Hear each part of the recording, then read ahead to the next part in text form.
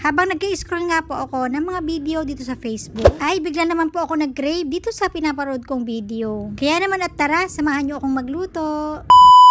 Pero bago nga po pala ako magluto, ipapakita ko po pala sa inyo yung aking nabiling bagong chopping board. At dahil nga po ito ay bago, syempre tatanggalin muna natin yung plastic at saka yung papel neto. Kung nga po pala ito gamitin, hinugasan ko po muna ito ng sabon at binalawang ko po ito ng mabuti. At dahil nga po excited ko na itong gamitin, kaya naman naghiwa na po ako dito ng maraming bawang. Okay na po yung bawang, kaya naman naghiwa na po ako dito ng sibuyas. At dito po sa recipe na lulutuin ko ngayon, ay gagamit po pala tayo dito ng carrots.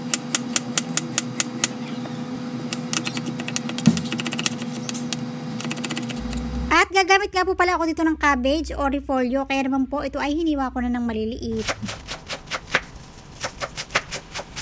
At meron nga po pala ako ditong karning baka. Bali ito nga po pala yung aking gagamitin pansahog dito sa aking lulutuing lomi. Pero kung wala naman po kayong baka, pwede po kayo ditong gumamit ng karning manok, mga mamsi. Meron nga rin po pala ako ditong mga fishball. Dahil napakasarap po nito na itatoppings natin mamaya sa ating lomi. Pwede rin po kayong gumamit dito ng kikiam kung wala po kayong fishball. Po ito ay wag na natin patagalin, mag-umpisa na po tayo ditong magluto. Sa isang kawali nga po, naglagay ako ng saktong mantika lamang at nagisa na po ako dito ng napakaraming bawang. Brown na po yung bawang, kaya naman inilagay ko na po dito yung sibuyas. Sabay ko na rin pong inilagay dito yung karning baka.